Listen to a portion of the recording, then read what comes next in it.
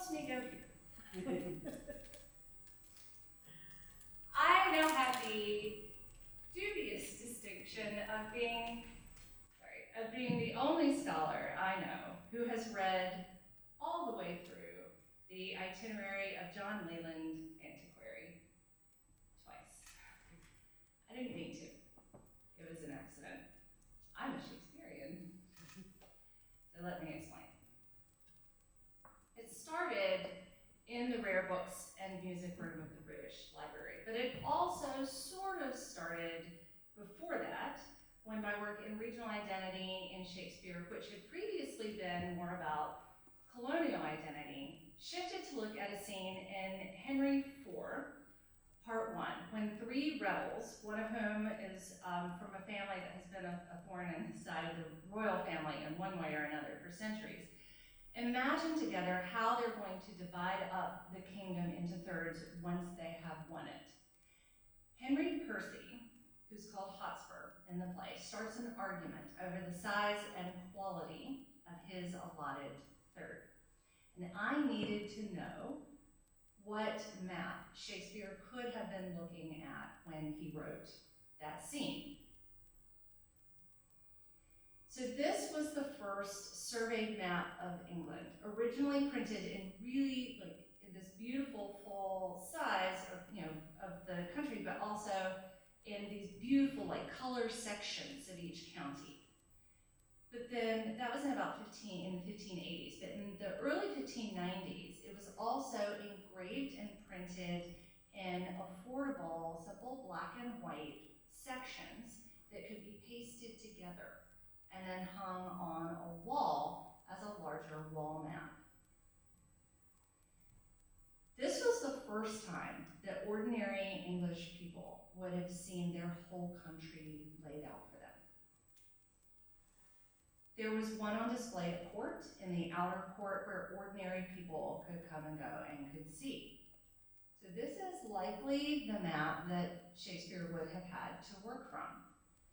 So I bought a book of a facsimile of that wall map printed in pieces, and I felt very transgressive. I tore the pages out, cut the pages out, and had them laminated and put them up on the wall of my office.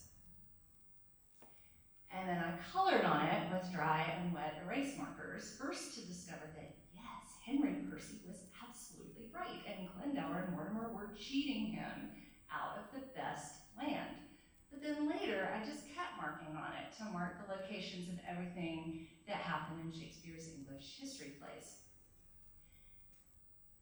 Also, I colored in the sea monsters and ships and stuff. But also, this sent me down a long and winding road, because while Saxton's map does show the English where they were in their country for the first time, because what look like little hash marks are actually all tiny, tiny little town names. It's incredible. As I continued to work with Shakespeare's English plays and how land and place are at work in identity formation, I found myself struggling with what the land would actually have looked like. And the map doesn't show that. So Saxton's beautiful atlas pieces, those colored pieces, were published in a book called Camden's Britannia. And Camden's Britannia included then, in the early 17th century and on for over 100 years, it was the book for English identity. It had the atlas sections, it had portions from Holinshed's Chronicles for English history, and it had portions of Leland's itinerary, which had up to that point been printed but not really published, and it was what people accessed to read about their country. And I looked at this, at a copy of Camden's Britannia in the Special Collections room at the UVA. But I realized, and I used that for some of my work, I realized I could look at the whole thing by going to one of the first publications in full. And I had no idea what I was getting myself into. Because that became what I went to for absolutely everything from then on. So why do I even need to know what England looked like in the mid-16th century? Like, how different could it have been, right? How much could it have changed? So I used Charlotte Park as an example, and because I know she's been there and she knows what I'm talking about. But so this is an estate that's very near where Shakespeare grew up, very near Stratford-upon-Avon. And so this is this huge estate. Leland mentions it a couple of times. He went there several times. But this beautiful view, if you could look just to this side of it, I didn't know when I took this picture that I was going to do this, but if you look just to this side of it, you would see this continued sort of beautiful vista and like green grass dotted with sheep. But what you can't see is what had been there up until about 1570s, which was a little village. But if you look on an ordnance survey, you'll see, little sections labeled, and the label for what used to be that little village is Old Town, but now it's just green grass dotted with sheep, because the Lucy family, who still live in Charlotte Park, they've been there for centuries, didn't want there to be a village anymore because they wanted more grazing land for their sheep, and who wants to look at those unsightly village people, right? There should be more land for sheep, which grow wool, which is very profitable. So they just cleared it because they could, because it was theirs. And those people had to have somewhere else to go. Many of them went to Stratford. This would have been during Shakespeare's childhood. And with that, if you're interested in identity and regional identity, as I am, and the way that impacts the way people write about regional identity, as I am in Shakespeare, they bring with them their labor and their need for jobs. They bring with them their sense of displacement, their need for community. They have been uprooted from where their families have lived since ever. And this changes the way that people understand who they are and where they belong, and what it means to be part of the Midlands, what it means to be English. And so but it changes also the way this looks. But people go to Charlotte Park now and they see this beautiful, green grass dotted with sheep, and that to them is England. But that wasn't always England. It used to include a little village there that now it's just marked on the ordnance map as Old Town, just a section in the parkland.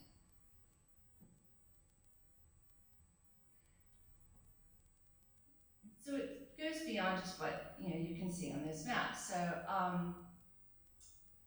Joan Thirsk writes in the Agrarian History of England and Wales that, I just love this quote, it's so useful for, see if I can see the whole thing, because it may not let me scroll down. But it's not easy to see in familiar places in the countryside. Imagine how they looked in the age of the Tudors. Journeys were impeded by obstacles that have now disappeared. The farmer was hindered by infertile or waterlogged soils, which have since been so transformed by the labors of man that it is difficult to believe the unlovely descriptions given them by contemporaries. And these are some of those descriptions that, areas that we think of as being like the Garden of England were described in the mid-16th century as wasteland, as boggy, and now they are these green rolling hills dotted with sheep. Why is land so different now? I mean, this is compressing and reducing an entire field of study. And I did learn early into this, there's no avoiding the land use puns, you just have to give in to them, but compressing an entire field into a single slide. But very generally, land use or land development for agricultural purposes, converting tillage to pasturage. For pleasure, we want more hunting parkland. Let's just clear that. But also normal alterations to land over time. I'm going to talk for a minute about the spurn off the Holderness coast in Yorkshire, which is this really fascinating topographical feature that has a very normal cycle of erosion and reformation over time. of course, accelerated alterations to land because of climate change, and then just direct human intervention because of the industrial age and modern life. So there are a lot of things that, even though people might travel through the countryside and imagine that what they're looking at, because it appears to be uninhabited in some areas, hasn't always looked like that, and in fact, hasn't looked like that. It was very significantly and specifically altered in some cases by human hands. So if I need to know what something looked like in the mid-16th century, I turn to John Leland. So who was this guy? All right, so in 1533, King Henry VIII commissioned John Leland, who was an antiquary or historian slash librarian, to examine the libraries in the religious houses in England, among others. But Leland was significant in this effort. This was the same year that Anne Boleyn was crowned, to get a sense of where you are in that saga, and 3 years before the dissolution of the monasteries. So understanding what the monasteries had, what was in them, and what those libraries contained. So for people who don't know this, the Catholic Church owned what is estimated to be about 1/3 of the land of England. And so taking that, in their minds, back from a foreign power and taking it to the crown was seen as a national act. And then the crown kept really pretty much all of the libraries, but the land itself kept some of it and then distributed many of those properties to favorites, and in exchange for favors and to strengthen ties. But this empowered a number of people and raised them up. This caused a huge political and social shift for these people who then came into these lands. This is why when you go to stay somewhere in England, you could stay at a place called Nutfield Priory. This is why there's Downton Abbey. These were once religious houses. And then they became private homes. But the people who acquired these properties didn't necessarily want to keep the tenants that the abbeys and monasteries had once used to till their lands for them. They wanted beautiful parkland. Who wants that unsightly village? So they would clear it. And Leland was seen as being at least somewhat implicated in that. But he did other things too, and later in about 1538, he went on a separate journey. In fact, he went on 5 or 6 separate journeys between 1538 and about 1543. And he went back out and he just started traveling and writing down everything he saw. This time, not the contents of the libraries, this time, what the land looked like, what the towns looked like, what they were made of, who built them. And the precision is incredible because he writes, this is a very wooded area. There is good corn, or basically any grain, growing on the right side of the road. This town was once used had this for an industry, but that industry is now starting to suffer. I spoke with this person who says that this is the person who built it. He's obsessed with bridges. If you're interested in bridges, Leland is your guy. He writes down how many bridges, how many arches those bridges have, what the bridges are made of. This has 5 bridges. This one is a goodly bridge made of stone with 5 arches. Like, everything is precisely written down. So if you want to know what it looked like, you can go to Leland, you can find a description of the place, and you can see what he saw in the years 1538 to about 1543. You got to be able to find where he wrote this in these approximately 7 volumes of descriptions and lists. And that is tricky because the first edition, which was printed, well, it was printed in his lifetime by John Bale. Leland abandoned the project late in his life because he began to suffer from mental illness.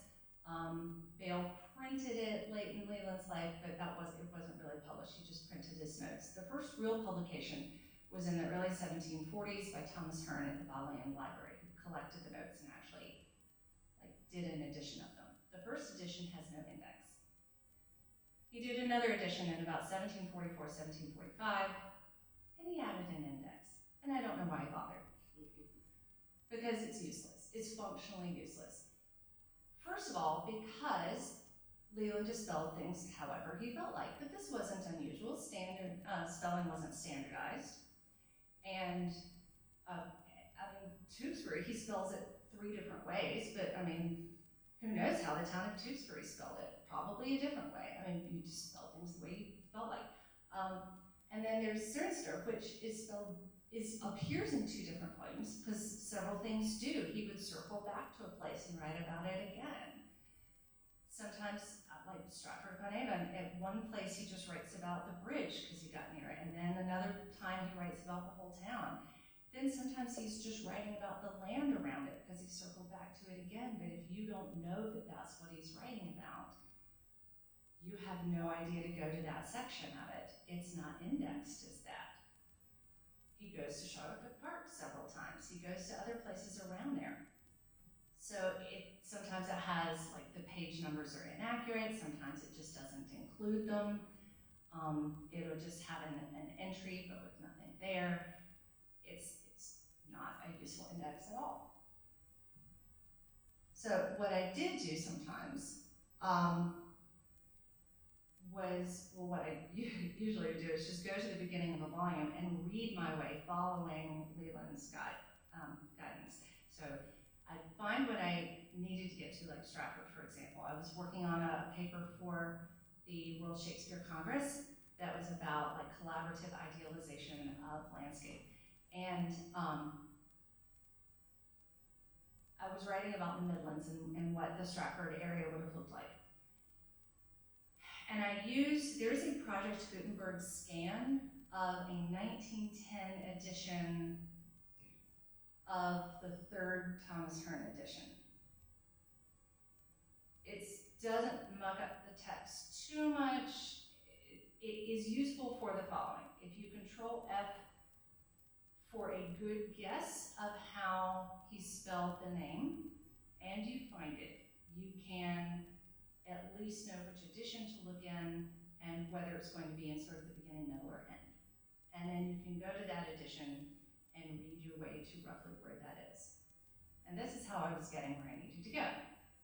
So I would get to the beginning and read, all right, so 8 miles to 3 miles to 10 miles to 12 miles, and I'd wend my way to where it was in the text, and then I'd find my description. And I did this for several projects until I had enough. When I started working on a project in about 2015, 2016 on the town of Ravenspur or Ravenspurn, it's called both, I realized I had to do something a little bit more. So this project was about, and this is, I'd tell you about the Spurn. So in Shakespeare's Richard II and in Henry IV Parts 1 and 2, they talk about Ravenspur. And this was a really important landing place for 2 rebel kings. And in Richard II, Henry IV, 1 and 2, they refer to it but never show it. So the king has landed there, the rebel has landed there, and he becomes king. And they talk a lot about the event of his landing there, but never show the scene. And the dispute of what actually happened there comes up several times. No, it happened this way, no, it happened that way, but they never show the actual scene of Ravenspur. And they show lots of scenes, so there's no reason not to have the moment of Ravenspur shown on stage. So I was very interested in, first of all, what a location means historically. How do we represent historic spaces culturally, but also how do we commemorate and mark historic spaces that are lost?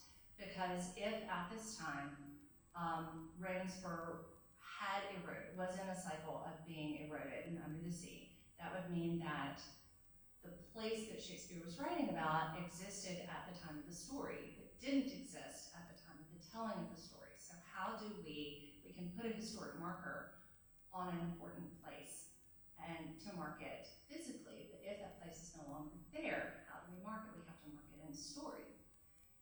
But I needed to know for sure that it wasn't there in the mid-16th century, that it was in that cycle of erosion. The spurn erodes and reforms about every 200 years, but I didn't know where it would have been in its cycle in the mid-16th century. So I needed to, and my Saxton map isn't super helpful. I could see where Ravensburg should have been, but I couldn't tell from the way it's drawn. And also, there are about 5 different towns on the spurn that are called Ravenspur, Ravenspurn, Ravensburra, Ravenston, and with Leland's creative spelling, I didn't know at all what I was working with, so I knew I was going to have to read very, very carefully. So I went back to the library and back to the rare books and music room, and I started, fortunately, with volume 1 and started reading my way through.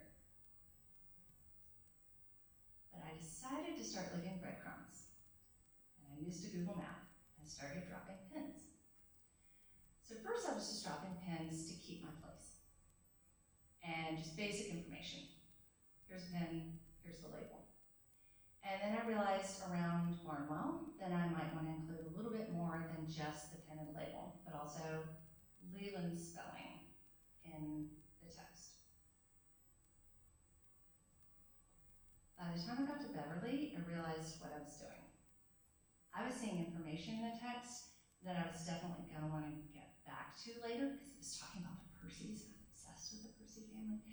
And I thought, I'm going to need to get back to this without having to come back to the library. I should put it in the caption where it's in the pin, where it is in the text, and that way I'll know where it is in the text and I'll at least be able to see it here.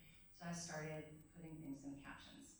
And I started thinking, I need to be really careful and standardize how I do these labels and how I do these pins. And I started, because regardless of edition, they're all coded to the original John Bale folios. So regardless of which edition you're in or what pages you're on, there's something in the margin that says folio 17, folio 20, so it'll be coded to that original folio. I thought, well, regardless of which edition I'm in, I'll be able to find where I am.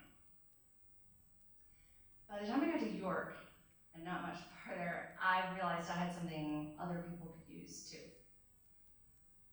That this had a lot of possible uses. I had already written about the Forest of Galtres because it's an important location in Henry IV Part 2, and it's now just a golf course.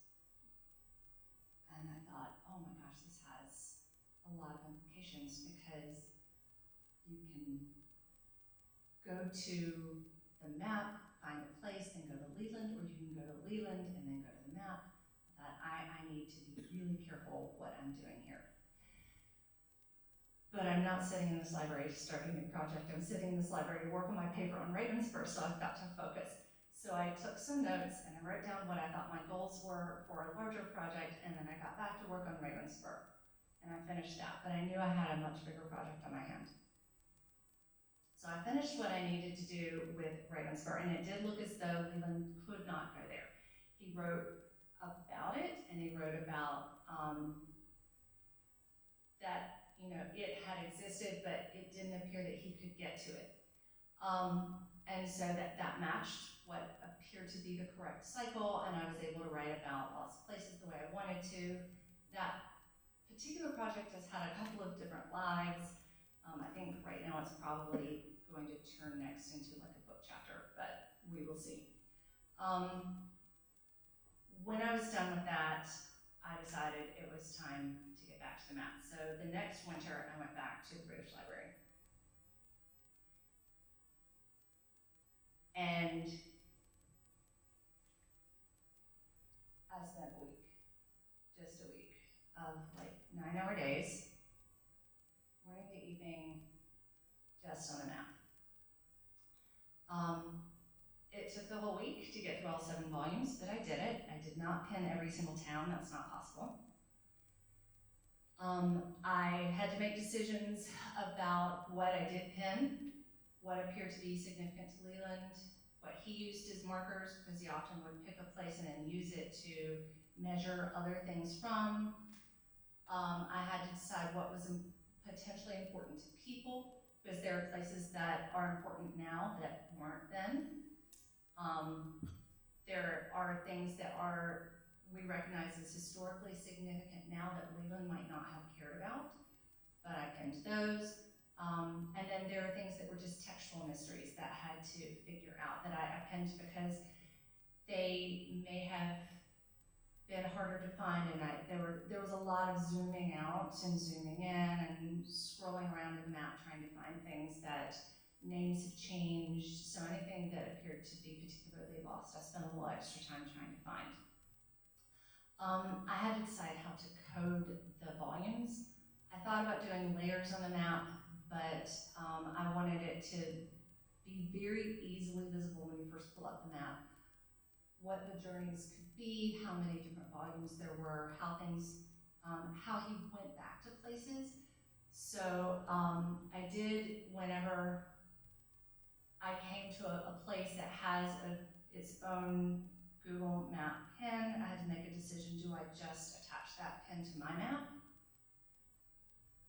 Often I did, sometimes I did not. Some existing Google Map pins of cities have some baggage attached to them. People have uploaded photos, which you could do, that are distracting or in some cases inappropriate. And in that case, or sometimes the map is inaccurate. I don't know if you know this, but if you find an inaccuracy on the Google Map, you can submit an edit request, which they will do. Sometimes things are incorrect. But in that case, I would create a new pin. But when he visited a place a second time, I wanted that to be really apparent just from a quick visual, so I would add a second pin so you would see them side by side. This was really important when it was in another volume, so you would see the two different colors. When it is an historic site, when it's a castle, when it's anything that has historic information already built in, I absolutely added the existing pin because I wanted anybody using my map who clicks on that pin to be able to see the existing historic site, to be able to see like the opening hours, the information, so that it would be easy for them to see how to go there, and to see what the work that's already been done by the people who are working at that site. And then I had to make decisions too about what caption information to include. Do I update? And this is where it's uneven. Sometimes I include more original text, and sometimes I modernize the text. That is uneven.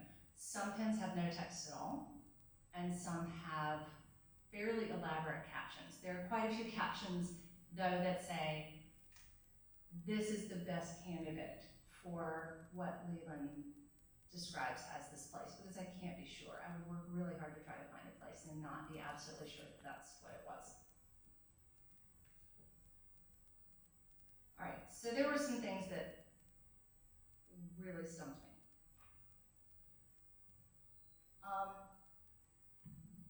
First, Wales, just all of Wales.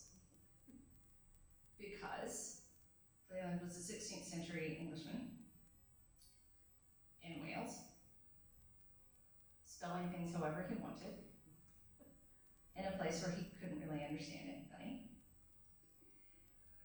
And so, and writing English names, so this is notorious, the English are notorious for this. Just giving their own names to things. So his names for Welsh places are his creative spelling of English names for Welsh places. So figuring out how to attach his idea of what to call the place and how to spell it to what appears on a modern map was a puzzle a lot of the time. And just navigating all of that, where he often didn't know where he was.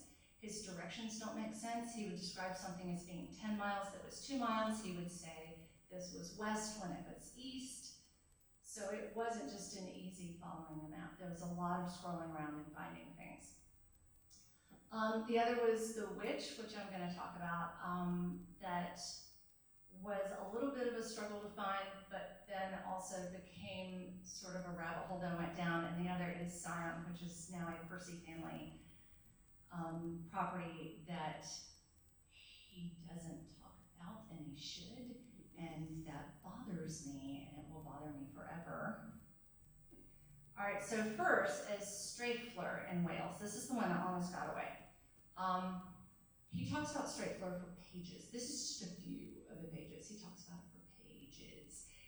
So I thought, this is a really important place. This is a big place. This is, a place can't be this important, even 450 years ago, and not be there. He uses it to measure other places by. This is this far from Straight-Fleur, and this is this far from Straight-Fleur. And it has, what, a goodly abbey built of stone, and there's a church this far from it, and it's the church at Straight-Fleur is large, solid. Like how hard can this be to find? Hours. I spent hours trying to find Straight-Fleur. Scrolling around, zooming out, zooming in, zooming out, zooming in. No Straight-Fleur. Nothing with any of these spellings, Straight-Fleur, Strat-Fleur, Straight-Fleur, nothing. I Googled it. I looked through pages and pages, couldn't find, looked for other things he describes, looked all through Cardiganshire, looked at Caermarthen, looked at all these other places, nothing. But also, I'm gonna have to skip my next two slides because it's a chance to sort of talk about why we have to manually do the text and not let AI do it, because this is what happens when you let AI update your text for you. But I even found Cumberstwit, which is supposed to be 6 miles from Straight-Fleur. But I also want to point out, he says openly, a monk in Straight-Fleur told me for a certainty that Newport in Cumberland is called Trydydd in Welsh. Guess what he calls it? Newport. Okay, but this is what I was looking at to try to find Straight-Fleur. My last known pen was Tregaron. I had it, and I knew that for sure. But I just knew that Straight-Fleur was supposed to be a few miles from Tregaron. I looked and looked and looked. No Straight-Fleur. No Straight-Fleur, no Straight-Fleur, no Straight-Fleur. Nothing. And so after a few hours, I said, this is going to be the one that got away. I'm just going to have to move on and find something else and just give up. It's lost. It's gone. It mattered. Now it doesn't. But the next, and even that night, I had dinner with a Welsh friend named Gary Lagden, and he teaches acting at the Royal Academy of Dramatic Art, and I told him about this, and I said, do you know this place? Look at this map. Do you see any of this? Have you heard of this place? And he said, oh, alas, you're lost. You're never going to find that. That doesn't exist. Never heard of this place. But the next day, I was I call it wandering around in Snowdonia. I was in the map, not really in Snowdonia, but and I thought, I'm going to take a break from this, and I'm going to try one more time. And I requested another set of books, because you can't just get the books off the shelf in the British Library. You have to request them. So I put in a request, and about 90 minutes later, they let me know that I had my books, and I went and got John Speed's Theatre of the Empire of Great Britain, and I looked through that, and he refers to Strata Florida. And so I Googled it.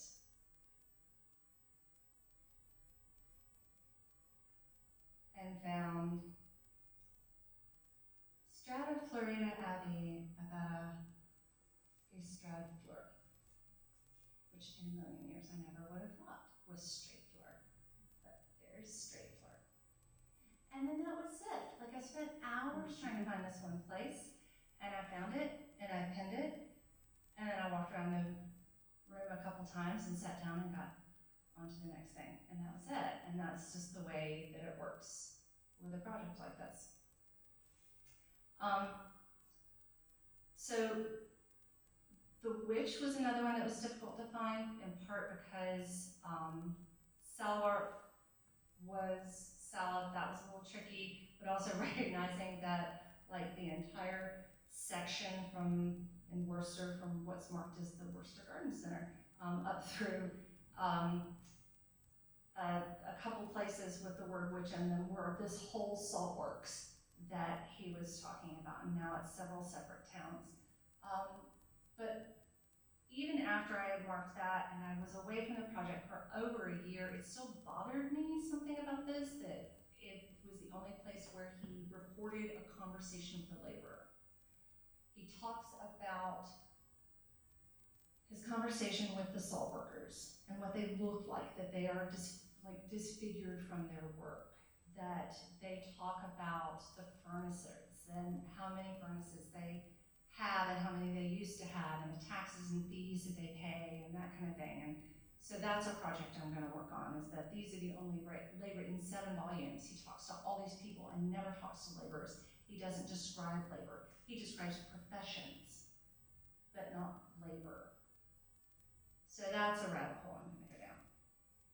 And then Scion, which he should talk about. It was the wealthiest, most important abbey in England. It had the biggest library, which he absolutely would have known because he would have gone there. It was the only Bridgetine abbey in England. And when it was confiscated, it went to Thomas Seymour, and then through the Seymour family, through marriage, into the Percy family, who were an incredibly powerful family. But at the time, he went right past it and never talks about it. He does describe this in Brentford, this house of the Friars of the Order of the Tide of the Trinity, which is not something that exists as far as I can tell. But he doesn't describe this Bridgetine order that he would have gone directly past. So that's a mystery I can't solve. And then one more thing, that even when I'm trying to work on something else, this guy follows me everywhere I go. So I finished the first polished version of the map and put it out there, and then started working on some other things. I'm working on a project of visiting and studying theaters that were purpose-built for Shakespeare, that have a regional identity. They always have a regional identity built in, the way they're framed, the way they're constructed, the materials, the aesthetics always have a regional identity. And I was going to visit the Minack Theatre in Cornwall, in Penzance, and I was traveling from London to Cornwall on the train. And this is the Minack Theatre. It's just spectacular. It was built in 1934, production of The Tempest, carved out of the Cornish hillside. This is what it looks like now. It didn't look like that necessarily to begin with. But as I was traveling there on the train, I looked out the window as I was crossing over a river, and then I looked down at my phone, at my map, which had my Leland map pulled up on it, and I could see myself as a dot traveling through the path of Leland. And I thought, I just can't shake this guy. But then also in Cornwall, as I went to Mare Zion, I was walking his footsteps, because I would go there and then my Mare Zion pen would pop up. And as I went to St. Michael's Mount, which he went to, and he described it, he talks about Zion right there, it drives me crazy. So I know he knows about it. But yeah, so then my pen and that popped up. But yeah, I can't shake this guy, even when I'm working on something